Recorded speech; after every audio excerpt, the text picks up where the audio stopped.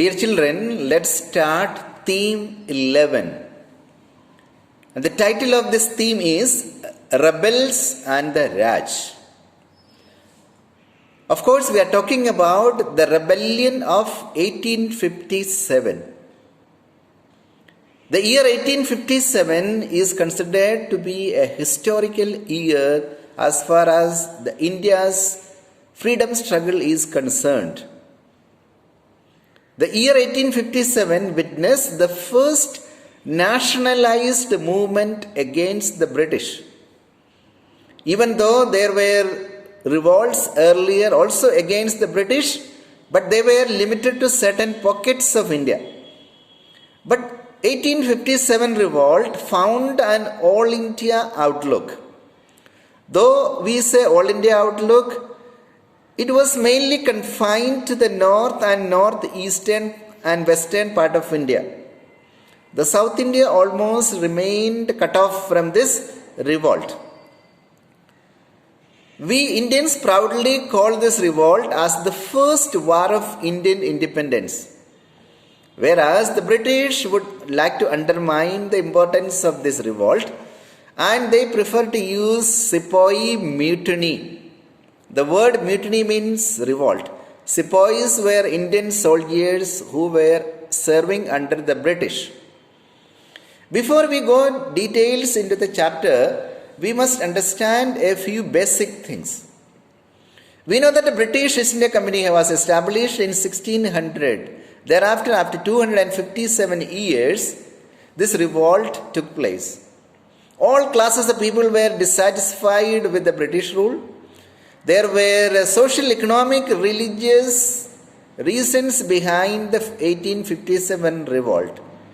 So when the revolt was started by the sepoys, the Indian soldiers, the citizens, the common people were also happy to join the revolt against the British because Britishers were a common enemy both to the soldiers and the common citizens. But the immediate reason for the revolt was something else.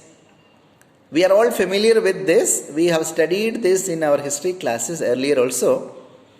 The British introduced a new kind of cartridge that was used in the new rifle that Britishers introduced, known as Enfield rifle. This rifle had to be loaded with a new kind of cartridge. And there was a news that these cartridges were greased with the fat of cow and pigs. We know cow is a holy animal for the Hindus, whereas pig is an unholy creature for the Muslims. So both the Hindus and Muslims felt that their religious feelings were hurt and wounded by this act of British. Because the soldiers had to bite off the covering of the new cartridge before loading into the gun. So they refused to touch the new cartridge. But the history began with Mangal Pandey. In April 1857, Mangal Pandey was the first one to react against this. As a protest, he attacked a few Britishers.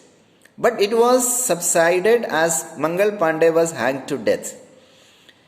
The 1857 revolt actually began officially on 10th May 1857. And it was started by the cantonment of the soldiers of the cantonment of Meerut. And from Meerut, the soldiers proceeded to Delhi and requested the then Mughal emperor, who was not enjoying any power at that time. He was Bahadur Shah Zafar. The last Mughal emperor was in Red Fort in Delhi. He was asked to take up the leadership of the revolt. And the revolt thereafter spread far and wide. So let's see what is given in the book, The Rebels and the Raj, the revolt of 1857 and its representations. So it begins like a story. Let's read and see this. Late in the afternoon, 10th May 1857, the sepoys of the cantonment of Meerut, you know what is cantonment is, in short we say camp area where soldiers live. broke out in mutiny. Mutiny means revolt. It began in the lines of a native infantry. Soldiers are divided into infantry and cavalry, we know that. Cavalry means soldiers on horse, infantry means soldiers who move on foot. So the revolt of 1857 began with the infantry soldiers of the Meerut cantonment, and this spread very swiftly to the cavalry, the horse soldiers, and then to the city. The ordinary people of the town and surrounding villages joined the sepoys. The sepoys captured the bell of arms. What is bell of arms? Bell of arms is a storehouse of weapons. Soldiers know where weapons are stored. So the first step taken by the soldiers was to go and loot them, take out those weapons, and so that they could use them at the time of revolt against the British. So the sepoys captured the bell of arms where the arms and ammunitions were kept, and proceeded to attack the white people and ransack and burn their bungalows, residences and property, government buildings, record office, jail, court, post office, treasury were all destroyed and looted and plundered by the sepoys and the citizens. The telegraph wires that connected Delhi was also cut. As the darkness descended, covered the city, the group of sepoys marched towards Delhi because their aim was to meet Bahadur Shah Zafar and request him to take up the leadership of the revolt, because they felt that if Bahadur Shah Zafar took up the leadership, the revolt would get some kind of legitimacy. It would look legal, because as emperor, he is the Mughal emperor, could be the emperor of all India. So it would get an all India outlook. The sepoys arrived at the gates of the Red Fort early in the morning of 11th. So they started on 10th and reached 11th. It was the month of Ramzan and the Muslim holy month of prayer and fasting. The old Mughal emperor Bahadur Shah Zafar had just finished his prayers and meal before the sun rose and fast began. He heard a commotion at the gate. The sepoys who had gathered under his windows told him, "We have come from Meerut after killing the Englishmen there, because they asked us to bite the bullets that were coated with the fat of cows and pigs without teeth. This destroyed and corrupted our faith of both of Hindus and Muslims." By this time, another group of sepoys also entered from Delhi, and the ordinary people of Delhi also joined, just like the Meerut people joined them. The Europeans were killed in large numbers. The rich of Delhi were also attacked and looted, because the anger of the people was also against the rich and the powerful, because they were considered to be their friends and allies of British. It was clear that Delhi had gone out of the British control. Some sepoys rode into the Red Fort without observing the court etiquette, manners, and which they were expected to follow. They demanded that the emperor give them blessings for the revolt. Surrounded by the sepoys, Bahadur Shah Zafar had no choice but to comply and agree. The revolt thus acquired a kind of legitimacy, legality, looking legal and real, legal, in front of the people, and now it could be carried out in the name of the official emperor of India, that is Bahadur Shah Zafar. But remember, Bahadur Shah Zafar was very old and he was a little unwilling, but he was forced to take up the leadership of the revolt. Through 12th and 13th May, North India remained quiet. Once the news spread that Delhi had fallen into the hands of the rebels and Bahadur Shah Zafar had blessed the rebellion, events moved swiftly. And remember, those days there were no means of fast communications. Cantonment after cantonment in the Gangetic Valley, that's especially in Uttar Pradesh and Bihar, and also some areas of the west, were the first one to stand in mutiny against the British. Now let's see the pattern of rebellion. The pattern of rebellion was common everywhere. It all began with certain signals and signs, like in the evening the soldiers would fire into the sky, that was an indication. Or they would play the bugle. Bugle is a musical instrument whose sound can be heard far off. If one were to place the dates of these mutinies in the chronological order, it would appear that the news of the mutiny in one town traveled to the next. The sepoys, they took up arms. The sequence of the events in every cantonment followed in similar pattern. How the mutinies began, let's see. The sepoys began their action with the signal. So what were the signals? There were two signals they used to indicate the fellow soldiers and the citizens, yes, get ready for the revolt. So what was that? They would fire in the evening to the sky and they would play the musical instrument called bugle. So let's see, it was the firing of the evening gun or the sounding of the bugle. They first seized, captured the bell of arms where weapons were stored and plundered the treasury where money was kept. Then they attacked the government buildings, the jail, treasury, telegraph wire, office, record rooms, bungalows, burning all the records. Everything and everybody connected with the white men became their target. Proclamations, orders were made in Hindi, Urdu and Persian languages in different parts of the city and asking the people to join the revolt against their common enemy British and put an end to the Firangi rule. What is Firangi means? Sir, Firangi, I would say it better. Firangi rule. Firangi is a term. It's a Persian word usually meant for foreigners in one sense we can say. Firangi Raj, British rule.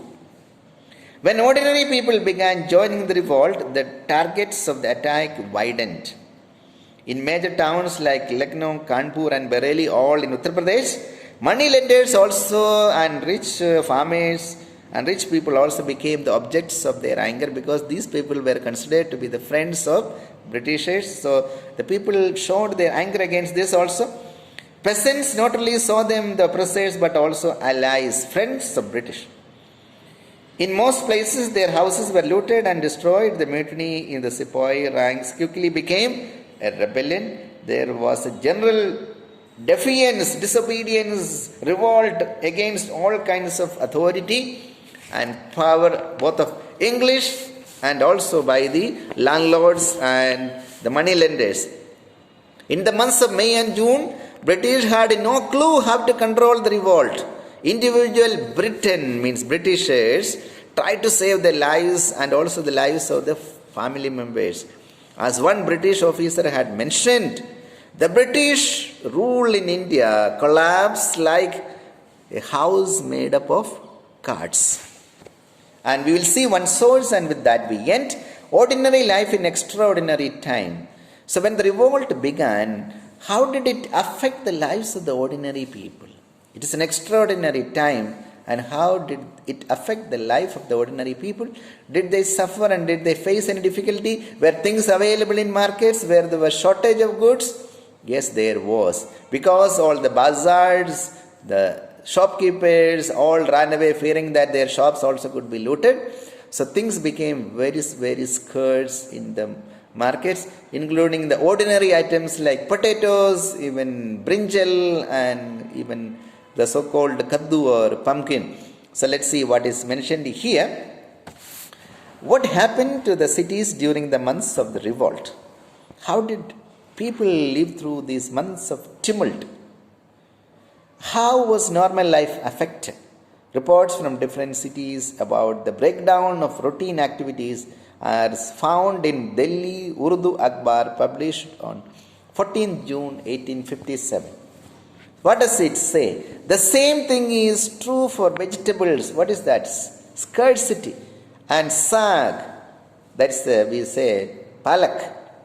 People have been found to complain that even kaddu, that is pumpkin, and brinjal, that is began, cannot be found in the bazaars. Potatoes and arvi, when available, are of stale, not fresh, and rotten varieties stored from before they by the far-sighted kunjars, that's vegetable growers. From the gardens inside the cities, some produce does reach the market, but the ordinary people can only just lick their lips. That means they can just see and and admire. That's all they are not able to buy, because it is meant for some selected people, and its prices are also very, very high and not affordable to the ordinary people. There is something else that needs attention, which is causing a lot of damage to the people, that is the water carriers have also vanished from the city. Now people have to carry water on their shoulders in pails, and they can use water only for necessary activities, essential activities like cooking and so on. And the good people have become bad people, the halakors have become haramkors. That means the good people, the righteous people have become corrupt. Many Mahilas have become susceptible to many diseases and famine, because they are not able to earn anything for many days, and situation continues like this. Then decay, death and disease will combine together to spoil the city's air, and an epidemic will soon spread, and that will engulf the whole city. So this is another source which says about the miserable conditions of ordinary people at the time of revolt. So with this we end. Thank you, my dear students. Please watch this video again and again and learn things. So good. Have a nice day.